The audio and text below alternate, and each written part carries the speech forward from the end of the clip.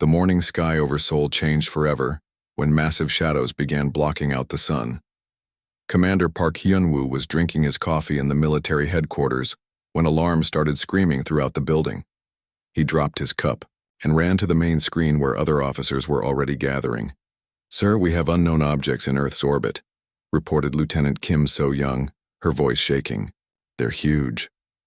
Bigger than anything we've ever seen." The objects weren't meteors or space debris, they were ships. Alien ships. Dozens of them, each one the size of a small city, hanging in space like dark metal clouds. Their surfaces gleamed, with strange lights and symbols that hurt to look at directly. Within hours, every television, radio, and computer screen on Earth displayed the same message. The image showed a creature that made grown soldiers step backward. It stood upright like a human, but its skin was covered in dark green scales. Its eyes were yellow and cold, like a snake's eyes, and when it smiled, rows of sharp teeth gleamed under the strange lighting of its ship. "People of Earth," the creature spoke, and somehow everyone could understand its words perfectly. "I am Ambassador Krixtal of the Zephyrian Empire. We have traveled across the stars to bring you an important message." President Lee Jae-min sat in the emergency meeting room with world leaders appearing on screens around him. Everyone was silent, waiting to hear what these visitors wanted. "Your planet has been chosen," Krixtal continued, his voice smooth but somehow threatening. "The Zephyrian Empire needs new worlds, and yours will serve our purposes well. You should feel honored that we have selected your small planet for our expansion." Defense Minister Kim So-young leaned forward. "What exactly are you asking from us?" The alien's laugh was like nails scratching on metal. "Asking? Oh, primitive creature, you misunderstand. We are not asking anything. We are informing you of what will happen. Your species will surrender this world to us within 72 hours. "And if we refuse?" President Lee asked, though he already suspected the answer. "Refuse." More laughter came from the alien ship, not just from Krixtal but from other creatures behind him. "Little human, you speak as if you have a choice. We have studied your species. We know your capabilities. You are nothing more than violent children playing with dangerous toys." General Choi Dong-hyun stood up from his chair. "We have nuclear weapons, thousands of them. Any attack on Earth will result in massive retaliation." The laughter that followed was so loud it made the speakers crackle. Krixtal bent forward, his yellow eyes gleaming with amusement. "Nuclear weapons? Did you hear that?" he called to the other aliens behind him. "The humans think their atomic toys will frighten us." The other aliens joined in the laughter. One of them, covered in blue scales, wiped tears from its eyes. "Atomic toys," it repeated. "How wonderfully primitive." Krixtal composed himself, though his mouth still curved in a mocking smile. "Dear humans, your nuclear weapons are like firecrackers compared to real power. Our energy shields can deflect your crude explosives as easily as brushing away dust. We have conquered civilizations far more advanced than yours. Their weapons made your nuclear bombs look like children's fireworks." Dr. Yang Min-ho, Earth's top nuclear scientist, felt his face burning with anger. "Our weapons are not toys. They can destroy entire cities." "Cities?" Krixtal's eyes sparkled with cruel delight. "We destroy entire star systems when we choose to. Your largest nuclear bomb has less power than the engines on our smallest scout ship. You are insects trying to threaten eagles with tiny stings." The alien ambassador stood up, his full height visible now. He was nearly 8 feet tall, his scaled body powerful and threatening. "Let me make this very clear, so even your primitive minds can understand. We have shields that turn your nuclear fire into harmless light. We have weapons that can crack planets like eggs. We have conquered 100 worlds, and their defenders were far stronger than you." President Lee felt cold sweat on his forehead but kept his voice steady. "We will not surrender our world without a fight." "A fight?" Krixtal laughed again, the sound echoing through every speaker on Earth. "What fight can you possibly offer?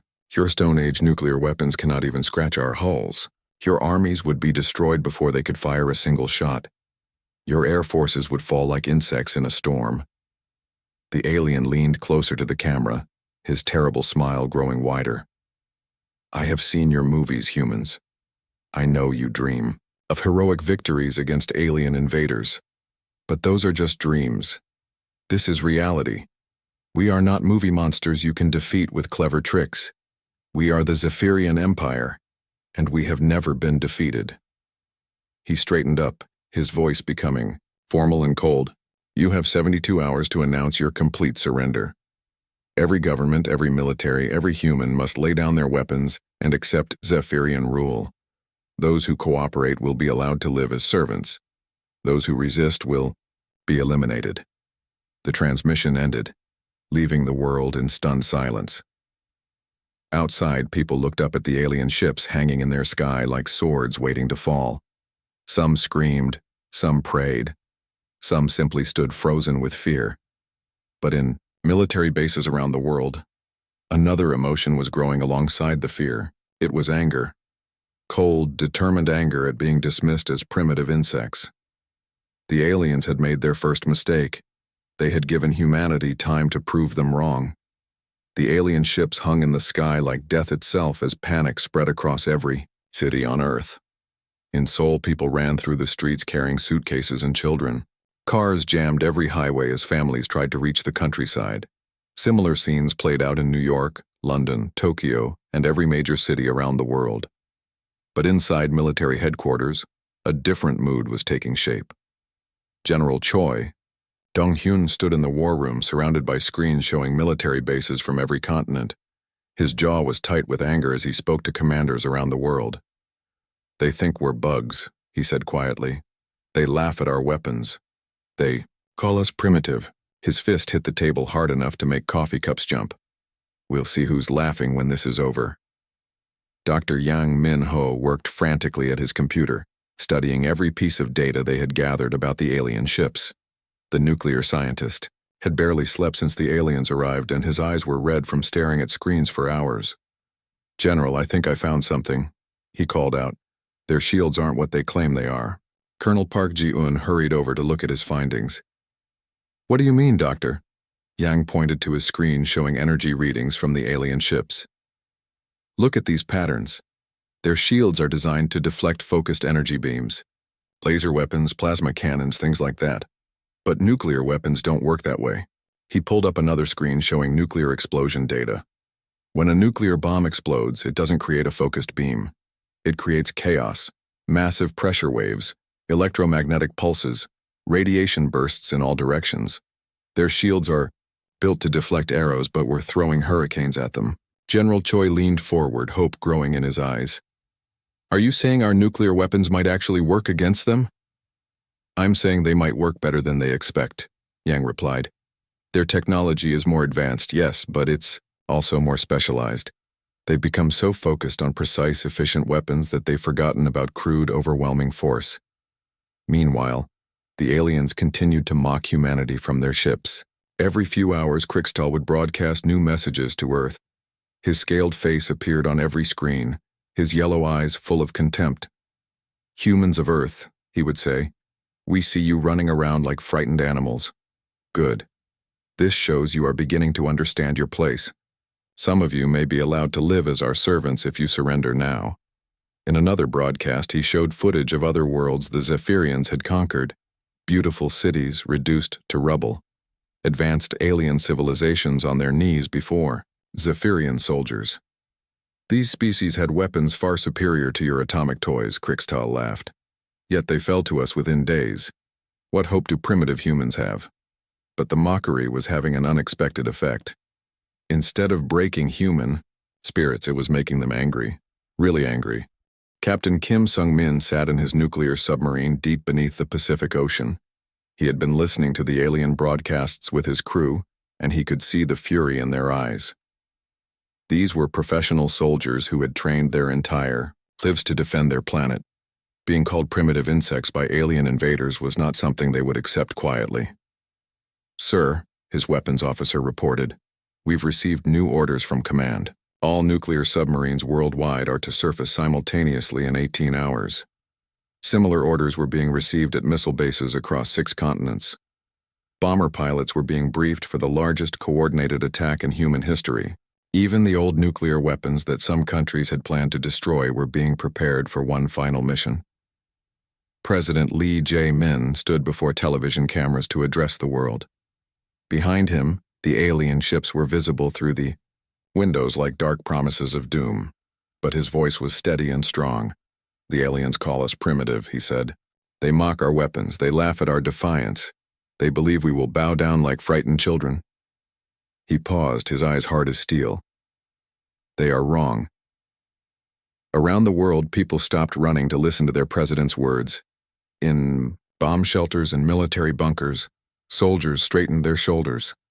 "Humanity has faced bullies before," President Lee continued. "We have faced tyrants who thought they could crush our spirit with superior weapons and cruel words. Every time we have proven them wrong. This time will be no different." The broadcast reached every human on Earth, and for the first time since the aliens arrived, people began to feel something other than fear. They felt angry. They felt defiant. They felt human. In military bases around the world, final preparations were being made.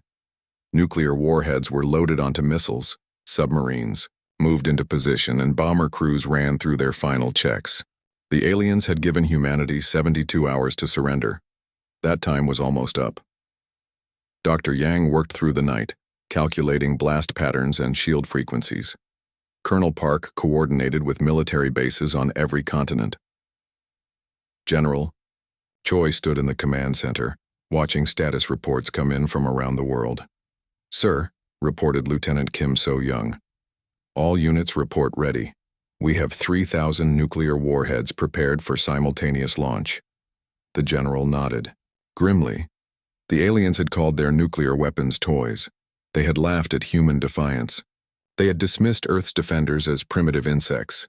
In less than 6 hours, they would learn exactly how dangerous those primitive toys could be when used by a species angry enough to turn their own planet's most destructive weapons into tools of liberation. The countdown had begun. Captain Kim Sung-min felt his submarine rise through the dark waters of the Pacific Ocean. Around the world, dozens of other nuclear submarines were doing the same thing at exactly the same moment. The plan was simple but required perfect timing. Every nuclear weapon on Earth would fire at the same time. "Captain," his weapons officer called out, "we're at launch depth. All systems ready." Through his periscope, Kim could see the alien ships, hanging in the sky like metal mountains. For 3 days, those ships had been the source of Earth's nightmares. In a few minutes, they would become targets. "Communications, patch me through to Global Command," Kim ordered. His radio crackled to life, connecting him to similar submarines around the world. Dr. Yang Min-ho's voice came through the speakers from the command center in Seoul. "All units, this is Control. Remember what we learned about their shields. They expect precise energy weapons. We're giving them chaos they can't predict or control." On the alien flagship, Ambassador Krixtall sat comfortably in his command chair, watching human military movements on his screens.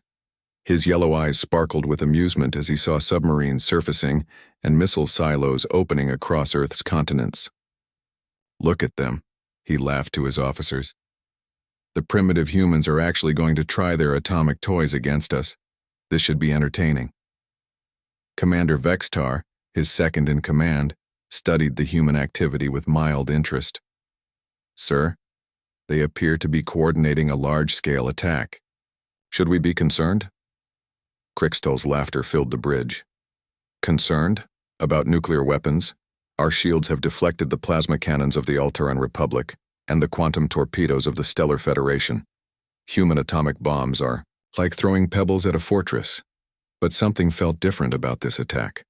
The humans weren't launching small groups of missiles like most species did when they realized their situation was hopeless. They were preparing everything at once. Every missile, every bomb, every nuclear weapon their planet possessed. Lieutenant Shin Haiwan sat in her missile silo in South Korea, her hand hovering over the launch controls. Through her small window, she could see one of the alien cruisers, hanging directly overhead. Its metal hull gleamed with the same arrogant confidence as its owners. "This is for calling us primitive," she whispered and pressed the launch button. Around the world, thousands of other operators did the same thing within seconds of each other. Intercontinental ballistic missiles erupted from silos across 6 continents. Submarine-launched missiles broke the ocean surface like deadly whales. Bomber aircraft opened their weapon bays and released nuclear payloads. Even old artillery pieces fired nuclear shells that some countries had kept hidden for decades. The sky filled with streaking lights as nuclear weapons of every size and type raced toward the alien fleet. Not dozens, not hundreds, but thousands of warheads all arriving at the same time. On his flagship, Krikstal's amusement began to fade as his sensors registered the true scale of the human response. That's impossible," he muttered. No primitive species could coordinate such a massive attack. His tactical officer's voice was shaking. "Sir, I'm reading over 3,000 nuclear warheads incoming. All different types, all different approach vectors. This isn't a desperate last strike. This is a planned military operation." For the first time since arriving at Earth, Krikstal felt something he hadn't experienced in years of conquest. Fear. "Raise all shields to maximum power," he ordered. "Prepare defensive fire. These atomic toys cannot possibly penetrate our defenses." But as the first nuclear weapons reached his fleet, something went horribly wrong. The Zephyrian shields, designed to deflect focused energy beams in predictable patterns, suddenly faced something they had never encountered before: pure chaotic destruction that spread in all directions at once. The first nuclear bomb exploded against the shields of a Zephyrian cruiser. Instead of being deflected cleanly like a laser beam, the explosion created massive pressure waves that wrapped around the shield generators. The electromagnetic pulse didn't come from one direction like a plasma cannon. It came from everywhere at once, overloading systems that couldn't adapt fast enough. Captain Park Woo-jin flew his bomber through the chaos, watching alien ships struggle with attacks their technology couldn't handle properly. "Control, this is Eagle Squadron. Target acquired. Beginning attack run." His nuclear payload struck an alien destroyer just as its shields flickered under the overload from 3 other nearby explosions. The bomb penetrated the failing defenses and detonated inside the ship's hull. The destroyer vanished in a ball of nuclear fire. Krikstal watched in growing horror as his invincible fleet began to suffer real damage. Ships that had conquered 100 worlds were being destroyed by weapons he had dismissed as primitive toys. The humans hadn't tried to match Zephyrian technology. They had simply overwhelmed it with raw, brutal force applied all at once. "Impossible," he screamed as another cruiser exploded. "These are just atomic weapons, crude, primitive bombs." But the nuclear fire consuming his ships didn't care about his opinion. The electromagnetic pulses shorting out his advanced systems didn't recognize the superiority of Zephyrian engineering. The pressure waves cracking his hulls didn't respect the reputation of his empire. Commander Vextar's panicked voice cut through the bridge. "Sir, we've lost 17 ships. Our shields can't handle this type of attack pattern. The humans aren't using focused weapons. They're using area destruction that overwhelms our defense systems." As nuclear explosions lit up the sky around his flagship and pieces of destroyed Zephyrian ships began raining down on Earth like burning meteors, Krikstal finally understood his mistake. He had prepared to fight an advanced enemy with precise, efficient weapons. Instead, he faced primitives angry enough to throw everything they had at him all at once. The humans had turned their entire nuclear arsenal into one massive weapon. And it was working. Communications Officer Lee Tae-hyung stared at his screens in disbelief as messages flooded in from around the world. "General Choi, sir, you need to see this," he called out, his voice filled with excitement. "We're getting reports from every continent. The alien ships are taking massive damage." General Choi rushed to the communication station where dozens of screens showed the battle unfolding across Earth's sky. Burning alien ships streaked through the atmosphere like falling stars. Others limped through space, their hulls cracked, and leaking atmosphere. The proud Zephyrian fleet that had seemed so invincible 3 days ago was now scattered and broken. "Sir," reported Colonel Park Ji-yoon, "we're receiving surrender signals from at least 12 alien vessels. They're requesting immediate ceasefire and asking for safe passage to evacuate their wounded. On his damaged flagship, Ambassador Crixtall crawled across a bridge filled with smoke and sparking electronics. Half his command crew was dead or unconscious. Emergency lights flickered as the ship's main power systems failed one by one. Through the cracked viewing screen, he could see the wreckage of his once mighty fleet drifting in Earth's orbit. "How?" he whispered, his scaled face burned and bleeding. "How did primitive atomic toys do this to us?" His surviving tactical officer, Commander Vextar, struggled with a damaged control panel. "Sir, our shields were designed for energy weapons that attack in straight lines. The human nuclear weapons created expanding spheres of destruction. Our defense systems couldn't predict or deflect the chaos patterns." Crixtall felt something he had never experienced in decades of conquest: complete defeat at the hands of beings he had considered inferior. The humans hadn't tried to match Zephyrian technology or fight by the rules of advanced civilizations. They had simply used their crude weapons in ways that made his sophisticated defenses useless. Captain Park Woo-jin flew his bomber through the debris field that had once been the alien fleet's left wing. Pieces of destroyed ships drifted past, his cockpit like metallic snow. "Command, this is Eagle Leader. I count at least 25 enemy vessels completely destroyed. The remaining ships appear to be retreating." Back on Earth, crowds gathered in the streets of every major city. People who had been hiding in terror just hours before now cheered as burning alien wreckage lit up the sky. In Seoul, thousands of people stood in the main square, pointing at the falling debris and shouting with joy. Dr. Yang Min-ho watched the tactical displays with scientific fascination, mixed with relief. "It worked exactly as we predicted," he told President Lee. "Their shields were too sophisticated for their own good. They expected elegant, precise attacks from advanced weapons. Instead, we hit them with brute force chaos that their systems couldn't handle." The alien ships that could still move began jumping to faster-than-light speeds, fleeing the system as quickly as their damaged engines would allow, but not all of them could escape. Several cruisers and destroyers hung dead in space, their crews either killed or trapped in powerless hulls. Lieutenant Shin Hai-wan emerged from her missile silo to see pieces of the alien cruiser that had hung over her base scattered across the countryside. The massive ship that had seemed so threatening was now just burning metal scattered across rice fields. Farmers were already coming out to look at the wreckage, some taking pieces as souvenirs. "This is Admiral Han Yu-jin to all surviving alien vessels," came a broadcast from Earth's military command. "You are ordered to power down all weapons and prepare to be boarded. Any vessel that attempts to flee or resist will be destroyed by our remaining nuclear forces." The response came immediately from multiple alien ships. Panicked voices speaking in broken human languages begged for mercy. "Please do not fire again. We surrender. We surrender completely. Our weapons are powered down. Please allow us to evacuate our wounded." Crixtall's flagship drifted helplessly as human shuttles approached to board it. The proud ambassador who had laughed at human weapons now trembled as he prepared to face the primitive species that had just destroyed his fleet. His yellow eyes, once filled with contempt, now showed only fear and confusion. Captain Kim Sung-min surfaced his submarine to see the results of their coordinated attack. The ocean around him was filled with floating debris from alien ships.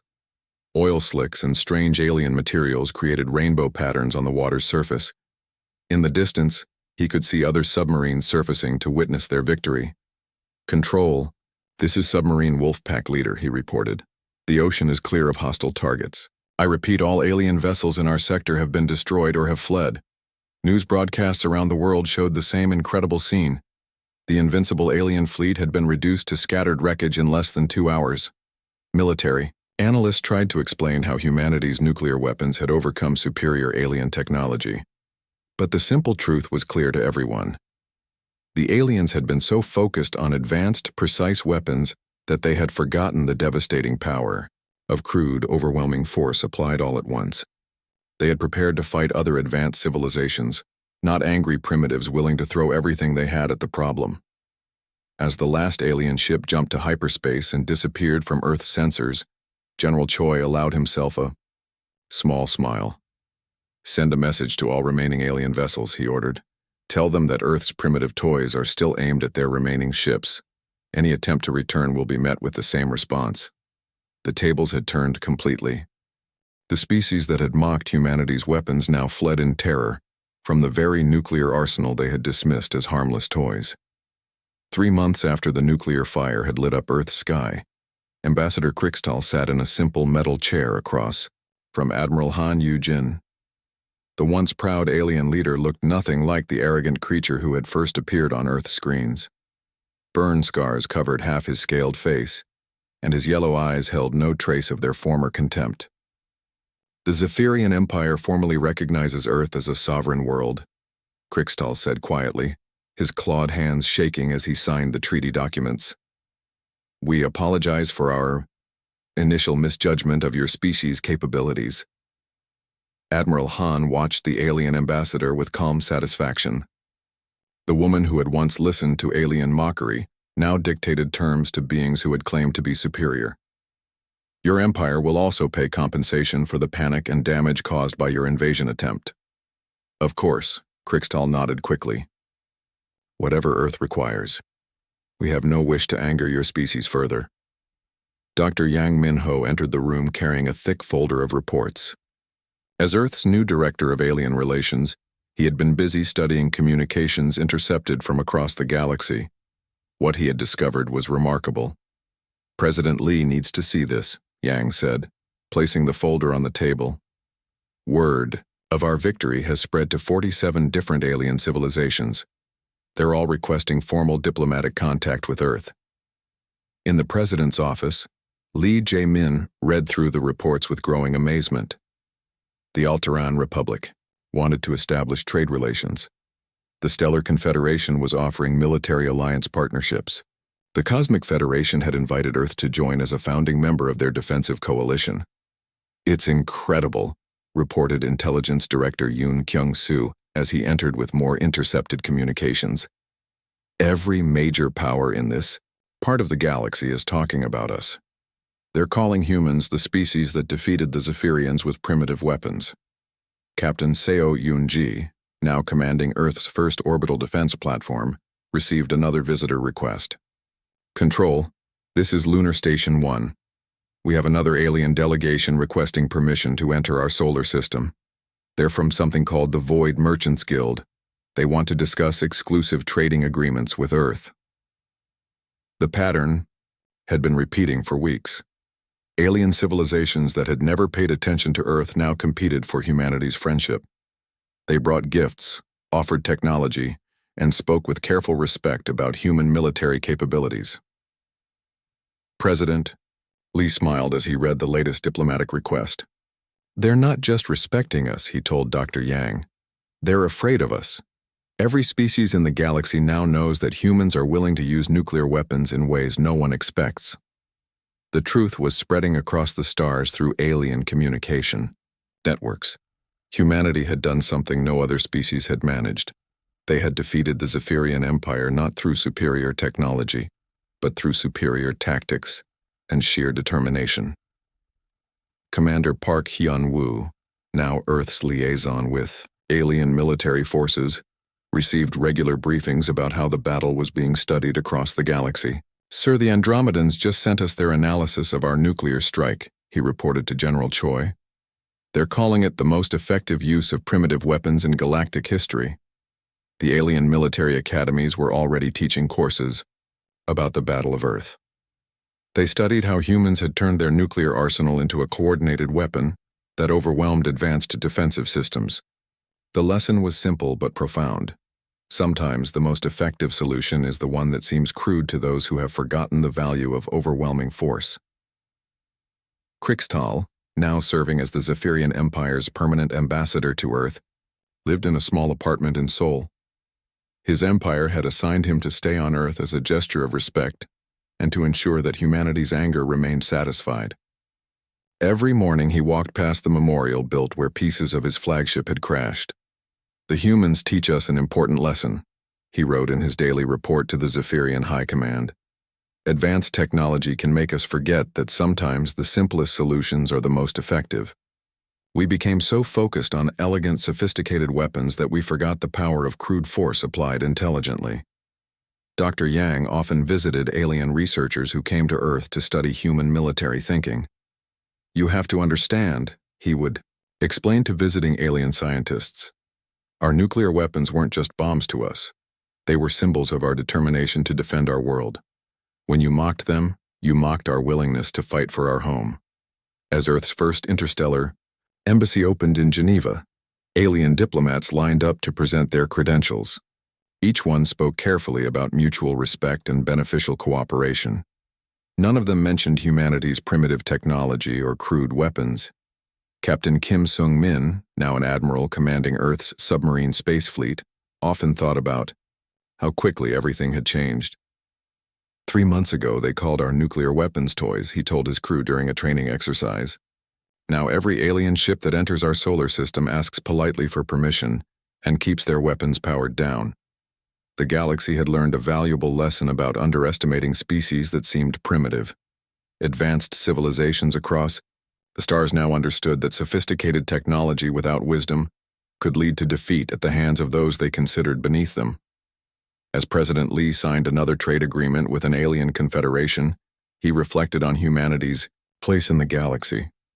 Earth was no longer the ignored backwater planet it had been just months before. They were now equals among the stars, respected and slightly feared by civilizations far older and more technologically advanced. The species that had once mocked humanity's nuclear toys now spoke of them with cautious respect. And the humans, who had been called primitive insects, were now recognized as dangerous when underestimated.